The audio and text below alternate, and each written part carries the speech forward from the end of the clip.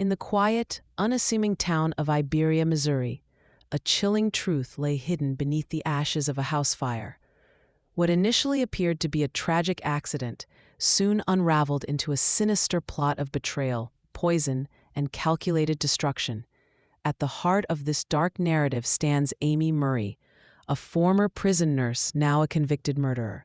Amy Murray, at 46 years old, was sentenced to 12 years in prison for the murder of her husband, Joshua Murray. Her conviction, stemming from a case involving poisoning and arson, sent shockwaves through the community. Murray entered an Alford plea, a legal maneuver allowing her to accept the conviction while still maintaining her innocence. This plea, however, did little to diminish the gravity of the charges or the pain inflicted upon Joshua's loved ones. It marked the culmination of a 6-year legal battle, a desperate fight against the overwhelming evidence stacked against her. The story of Joshua Murray's death is a stark reminder that danger can lurk in the most unexpected places, even within the sanctity of one's own home. Please like and subscribe if you're new to the channel. The morning of Joshua Murray's death began with the terrifying sight of his home engulfed in flames. Firefighters arrived to a scene of devastation, the house a smoldering ruin. Initially, the tragedy was attributed to a house fire, a devastating accident that claimed the life of 37-year-old Joshua. But as investigators delved deeper, the narrative began to shift. The initial assessment of an accidental fire quickly gave way to a far more disturbing conclusion. The fire, it was determined, was no accident at all. It was intentionally set, a desperate attempt to conceal a far more heinous crime. The true horror was revealed during Joshua's autopsy. The medical examiner's report delivered a shocking blow. Joshua Murray had not died from the fire. His body showed clear signs of poisoning. The cause of death was antifreeze, a common household chemical turned into a deadly weapon. Further examination of the scene corroborated this grim discovery. Injuries on Joshua's body suggested he was already deceased before the fire began. The flames were merely a cover-up, a macabre stage set to hide the truth. Evidence of an accelerant was found throughout the fire scene, confirming the deliberate nature of the blaze. The fire was a calculated act designed to erase the evidence of a cold-blooded murder. It was a desperate attempt to mislead authorities and paint a picture of accidental death. But the meticulous work of investigators would soon expose the dark machinations behind the deceptive blaze. The investigation into Joshua Murray's death began in earnest after the house fire in 2019. What started as a routine inquiry quickly spiraled into a complex web of deceit, betrayal, and forbidden passion. The focus soon turned to Amy Murray, Joshua's wife, and her clandestine life. It was discovered that Amy Murray was engaged in a passionate affair. Her lover was not just any man. He was Eugene Claypool, an inmate serving a life sentence for murder. The irony was stark. Amy, a nurse at the very correctional facility where Claypool was incarcerated, had formed an illicit bond with a convicted killer. The depth of their relationship was laid bare through recorded phone calls. These calls, obtained by investigators, painted a disturbing picture of Amy's desires and intentions. In chilling detail, the recordings exposed Amy Murray's fervent wish to be with Claypool, a man imprisoned for life. More disturbingly, the calls revealed Amy's growing impatience with her marital situation. She expressed a clear desire for her husband, Joshua, to be out of the picture. This phrase, innocuous on its own, took on a sinister meaning in the context of Joshua's subsequent death. It became a chilling premonition of the tragedy to come.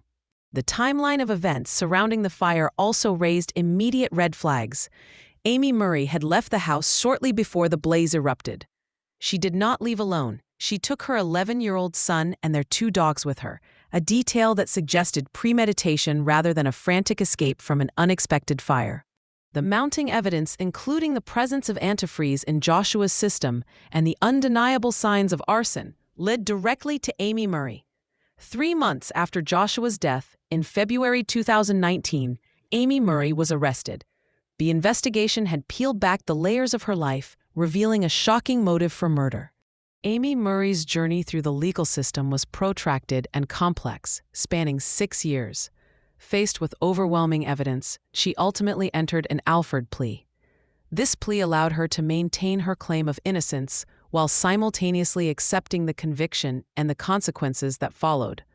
It was a strategic move, designed to avoid the uncertainties and potential harsher penalties of a full trial. The plea deal resulted in concurrent sentences for multiple charges, a common outcome in such agreements. Murray was charged with murder, arson, and tampering with evidence, each charge reflecting a different facet of her calculated crime. For the murder of Joshua, she received a 12-year sentence. The arson charge carried a 7-year sentence, and tampering with evidence resulted in a 4-year sentence. While the arson and tampering sentences were set to run consecutively to each other, they would run concurrently with the murder sentence. This meant that the total time served would primarily be dictated by the 12-year murder conviction.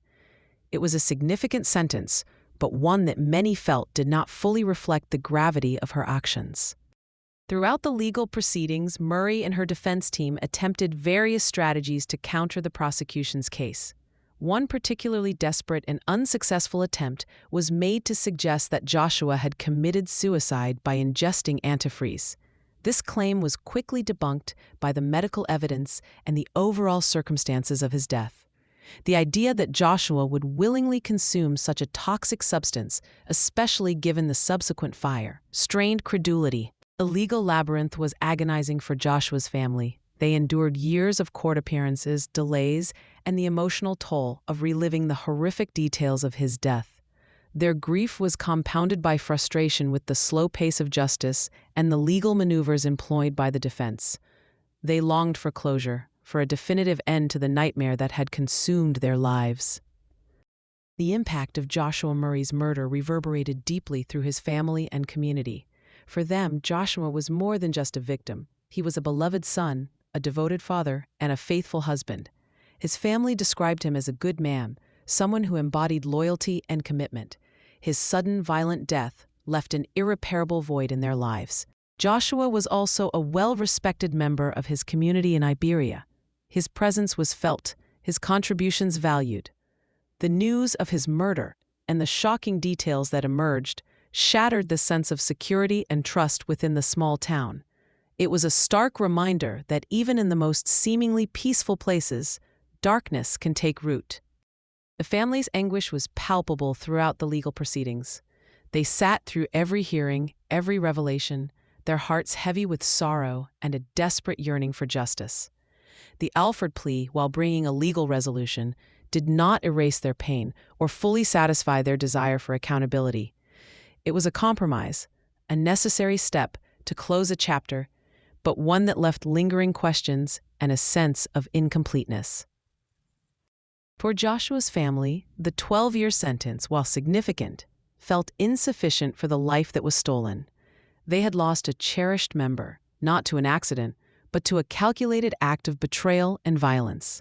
The years of fighting for justice had taken their toll, leaving them emotionally drained but resolute in their determination to honor Joshua's memory.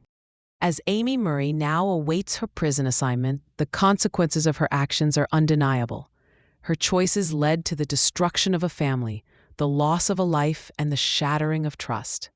The story of Joshua Murray serves as a cautionary tale, a stark reminder of the devastating consequences when love turns to hate and betrayal leads to murder.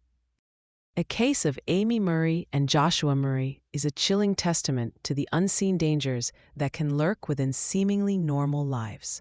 It highlights the insidious nature of manipulation and the devastating power of illicit desires. This story serves as a critical examination of how a professional, entrusted with care, could descend into such a dark act. It forces us to confront uncomfortable truths about human nature, about the capacity for deception and violence, even in those we might least suspect. The narrative of the nurse, the inmate, and the fatal flame is a stark reminder that appearances can be deceiving and that the most profound betrayals often come from within. For legal enthusiasts, this case offers a fascinating study in the complexities of plea bargains and the challenges of proving intent in cases involving concealment. For medical professionals, it raises disturbing questions about ethical boundaries and the psychological pressures that can lead individuals down a path of destruction. And for anyone interested in relationship dynamics, it provides a cautionary tale of how obsession and infidelity can spiral into unimaginable tragedy. The story of Amy and Joshua Murray is more than just a true crime. It is a profound exploration of the human condition, a dark mirror reflecting the depths of betrayal and the enduring quest for justice. As Amy Murray begins her sentence, the echoes of Joshua's life and the pain of his family will continue to resonate. This case stands as a somber warning, a testament to the fact that some fires, once lit, can never truly be extinguished, leaving behind only ashes and the haunting memory of a life tragically cut short.